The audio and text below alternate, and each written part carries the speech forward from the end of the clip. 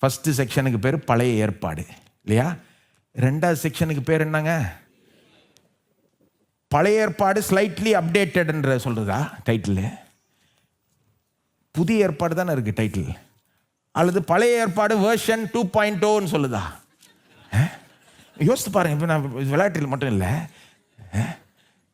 கொஞ்சம் யோசித்து பாருங்கள். ஏன் நம்ம பைபிளில் பழைய ஏற்பாடுன்றது உடன்படிக்கை, பழைய உடன்படிக்கை, புதிய உடன்படிக்கை, ஏன் அப்படி இருக்கு? வெறும் பழைய ஏற்பாடை, பழைய உடன்படிக்கையை கொஞ்சம் அப்டேட் பண்ணிட்டு விட்டுட்டு போறதுக்கு வரல அவர். பழைய உடன்படிக்கை, பழைய ஏற்பாட்டையே புதுசாக்கும்படி கொண்டு வந்திருக்கிறார். இதெல்லாம் பிறகு செய்ய போறாரு. பரிசேயன் கொஞ்சம் லேசாக பார்க்க தொடங்கிட்டான். அதனால தான் கொஞ்சம் அவனை பாராட்டணும். விட்டா எல்லாத்தையும் மாற்றிடுவார் பாய்வர். ஏன் இப்படி சொல்கிறேன்? பழைய ஏற்பாட்டை புதுசாக்குறாருன்னா, பழைய ஏற்பாட்டை நிறைவேற்றுவதன் மூலமாய் புதுசாக்குறார். ஒரு காரியத்தை புதுசாக்கணும்னா ரெண்டு விதத்தில் புதுசாக்கலாம். அல்லது இப்படி சொல்கிறேன், ஒரு புதிய காரியத்தை இன்ட்ரடியூஸ் பண்ணா ரெண்டு விதத்தில் செய்யலாம். ஒன்று பழசை ஒழிச்சிடலாம், அல்லது பழசை நிறைவேற்றுவதன் மூலமாய் அதை புதுசுப்படுத்தலாம். இயேசு யூத மனுஷிக பாரம்பரியங்களை அப்படியே ஒழிச்சிடுறாரு.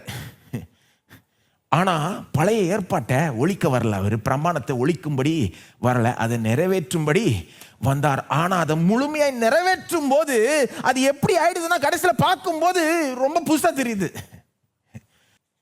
ஒரு பிரசங்கர் அதை விளக்கி சொல்றார். ஒரு விதையை நீங்கள் விதைச்சிங்கன்னா, அந்த விதை இப்படி இருக்கு, இவ்வளோ சைஸில் இருக்குன்னு வைங்க, அதை விதைக்கிறீங்க. அப்புறம் கொஞ்சம் காலம் வெயிட் பண்ணி பார்த்தா ஒரு ஆலமரம் உங்கள் கண்ணுக்கு முன்னால் நிற்குது. ஆலமரம் நின்ன பிறகு இன்னொரு ஆலமரனுடைய விதையை கொண்டு போய் உங்கள் கையில் அது பக்கத்தில் வச்சு பாருங்கள், இதுக்கும் அதுக்கும் எவ்வளோ தூரம்னு நீங்களே சொல்லுவீங்க, அப்பா இது வேறங்க. ஆனால் இதிலிருந்து தான் வந்தது. அந்த மரம் அந்த விதையிலிருந்து தான் வந்தது. அந்த மரத்தில் இன்னைக்கு என்னென்ன நீங்கள் பார்க்குறீங்களோ அது எல்லாமே ஒரு சிறிய விதத்தில், மறைவான விதத்தில் அந்த விதைக்குள்ள புதைந்திருந்தது.